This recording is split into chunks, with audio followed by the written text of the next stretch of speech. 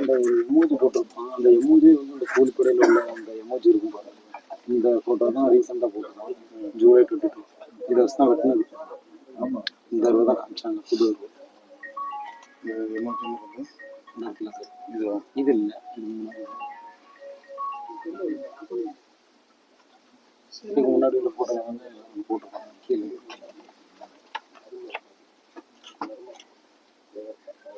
மொட்டை அடிச்சுதான் இதுக்காக தெரியல, அந்த ஃபோட்டோ தான் கொடுத்துருக்காங்க.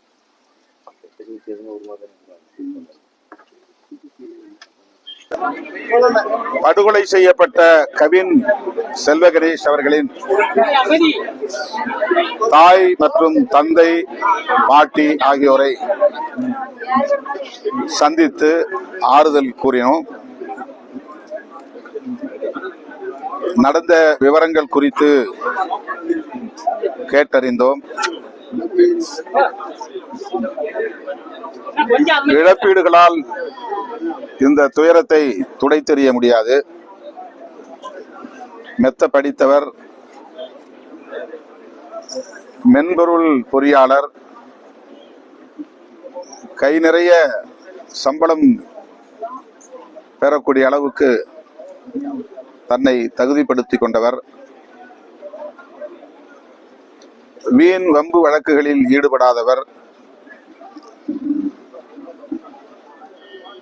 நனி நாகரிகத்திற்கு சொந்தக்காரர் என்று சொல்லக்கூடிய அளவுக்கு அனைவரோடும் மிகுந்த கனிவோடு பழகக்கூடிய பண்பு உடையவர். பெற்றோரிடம் பேசியதிலிருந்து இவற்றை எல்லாம் உணர முடிந்தது. அப்படிப்பட்டவரை நயந்து பேசி நம்ப வைத்து குறிப்பிட்ட ஒரு இடத்திற்கு வரவழைத்து இந்த கொடூரமான படுகொலையை செய்திருக்கிறார்கள். ஏற்கனவே 2 பேருக்கும் இடையிலான உறவு, அது காதலோ நட்போ, அந்த உறவு இருதரப்பு குடும்பத்தினருக்கும் தெரிந்திருக்கிறது. இருதரப்பாரும் இது தேவையற்றது என்று ஒருவருக்கொருவர் கருத்து பரிமாற்றம் செய்திருக்கிறார்கள். அதையும் கடந்து 2 பேருடைய உறவும் தொடர்ந்து இருக்கிறது. தன்னுடைய தாத்தாவுக்கு, அம்மா வழி தாத்தாவுக்கு உடல்நலம் பாதிக்கப்பட்ட நிலையில் சிகிச்சை பெறுவதற்காக நெல்லைக்கு வந்திருக்கிறார். அப்போது சுபாஷினியிடம் இது பற்றி அவர் பேசியிருக்கிறார். அவர் தான் செய்யும் வேலை செய்யும் மருத்துவமனைக்கே அழைத்து வரும்படி கூறியிருக்கிறார். அம்மாவோடு தாத்தாவை அழைத்து கொண்டு அவர் மருத்துவமனைக்கு உள்ளே சென்று அம்மாவையும் தாத்தாவையும் உள்ளே அனுப்பிவிட்டு, தம்பியையும் உள்ளே அனுப்பிவிட்டு ஒரு தொலைபேசி அழைப்பு வந்தது என்று வெளியே வந்திருக்கிறார். அவர்கள் உள்ளே இருந்து வெளியே வருவதற்கு 15 அல்லது 20 நிமிடங்கள் தான் ஆகியிருக்கின்றன. அதற்குள்ளாக இவரை அழைத்து சென்று ஒரு இடத்திலே வைத்து மிளகாய் பொடியை தூவி கொடூரமாக வெட்டி படுகொலை செய்திருக்கிறார்கள். மருத்துவமனைக்கு வந்த 20 நிமிடங்களில் இவையெல்லாம் நடந்து முடிந்திருக்கின்றன என்று இந்த விசாரணையில் தெரிய வருகிறது.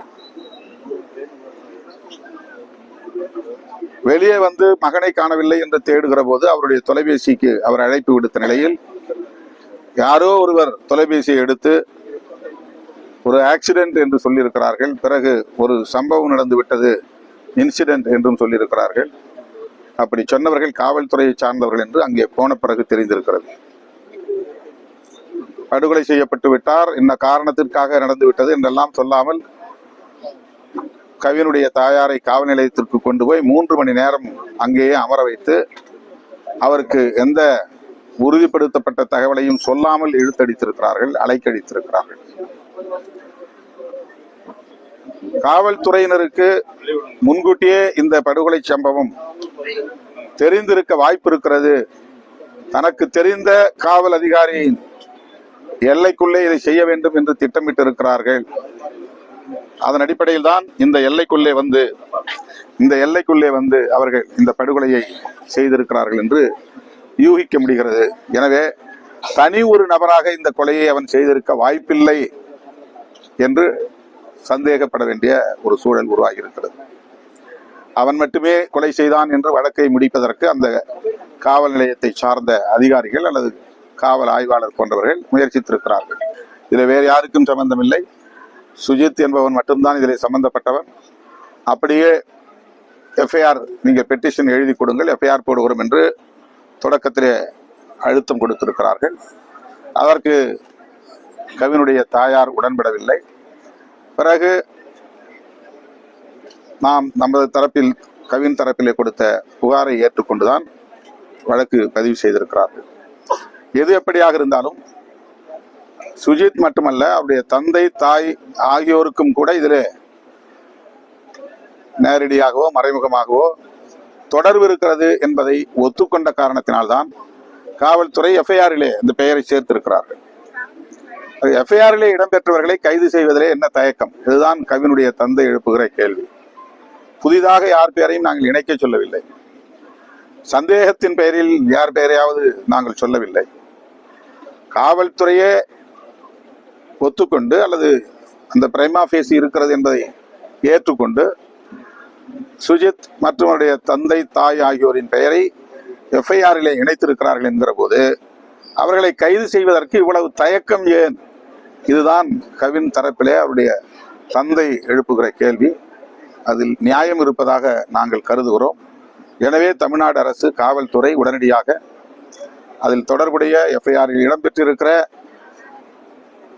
சுஜித்தினுடைய தாயாரையும் சட்டப்படி கைது செய்து புலன் விசாரணைக்கு உட்படுத்த வேண்டும்.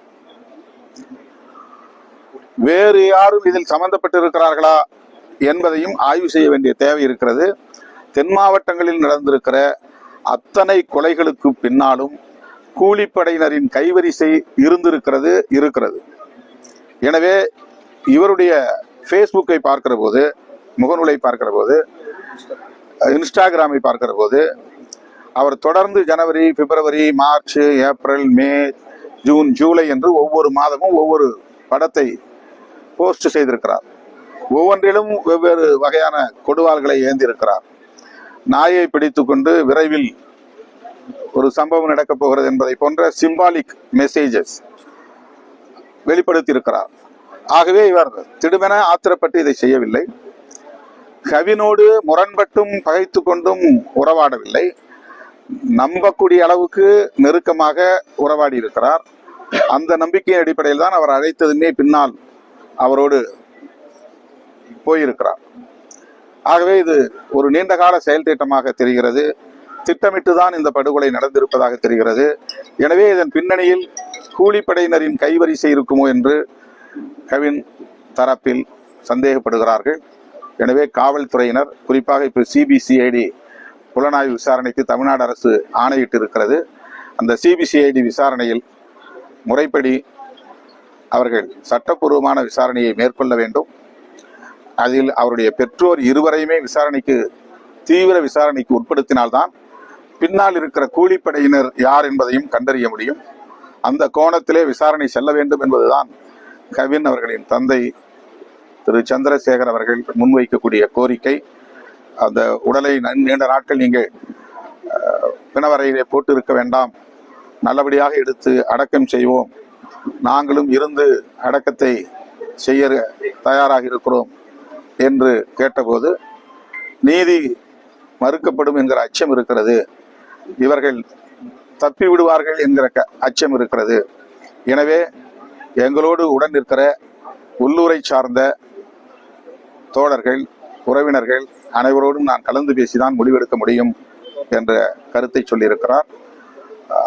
எப்படி எந்த முடிவை அவர்கள் எடுத்தாலும் அவர்கள் வைக்கக்கூடிய முக்கியமான கோரிக்கை, கவின் படுகொலை கூலிப்படையின் துணையோடு தான் அல்லது கூலிப்படையினரால் தான் நடந்திருக்க வாய்ப்பு இருக்கிறது என்பதால் பெற்றோரையும் தாய் தந்தை இருவரையும் விசாரணைக்கு உட்படுத்தி கூலிப்படையினர் யார் என்பதை கண்டறிய வேண்டும், அவர்களையும் சேர்த்து கைது செய்ய வேண்டும், தண்டிக்க வேண்டும் என்பதாகத்தான் இருக்கிறது.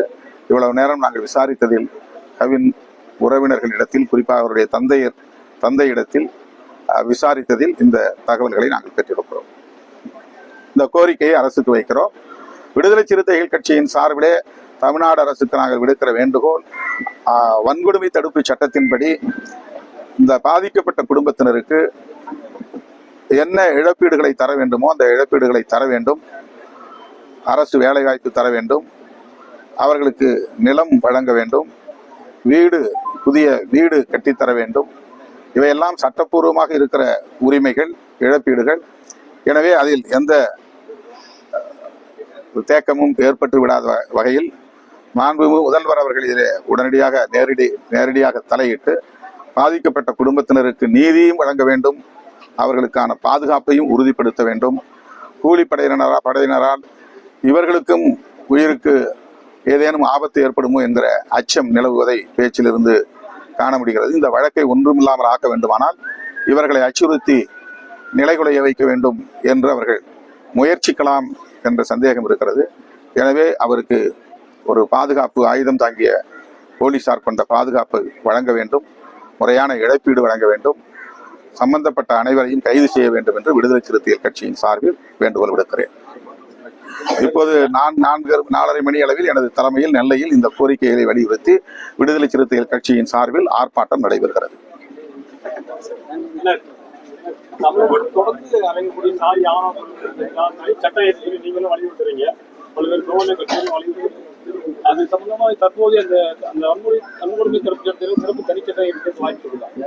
வன்கொடுமை தடுப்பு சட்டம் வேறு,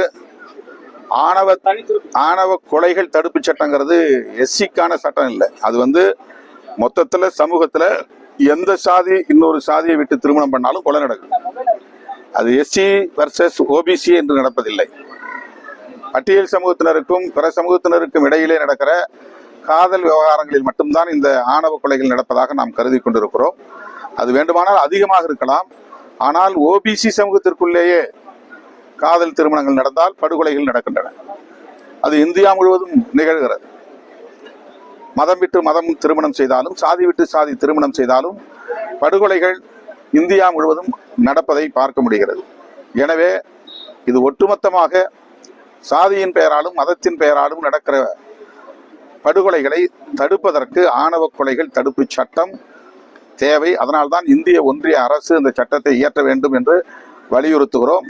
அதுவரையில் மாநில அரசுகள் உச்ச நீதிமன்றம் தந்திருக்கிற வழிகாட்டு நெறிமுறைகளை பின்பற்ற வேண்டும், அதன்படி காவல்துறையினர் செயல்பட வேண்டும் என்று வலியுறுத்துகிறோம்.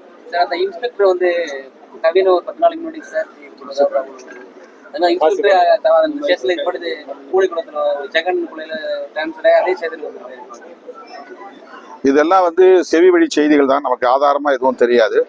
ஆனால் காசி பாண்டியன் ஏற்கனவே நடவடிக்கைக்கு உள்ளானார். அவர் இந்த காவல் நிலையத்திலிருந்து வேறு காவல் நிலையத்திற்கு பணியிட மாற்றம் செய்யப்பட்டார், பணியிட இணைக்கமும் செய்யப்பட்டார் என்றெல்லாம் சொல்லப்படுகிறது. ஒரு செய்தி, அவரும் படுகொலை செய்த குடும்பத்தை சார்ந்தவர்களும் நெருங்கிய உறவினர்கள் அல்லது ஒரே சமூகத்தை சார்ந்தவர்கள் என்கிற தகவலும் சொல்லப்படுகிறது.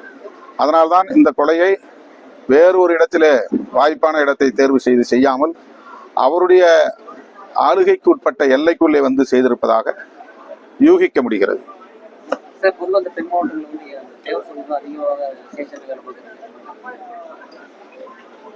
அதுவும் நாம் ஒரு யூகமா சொல்ல முடியாது.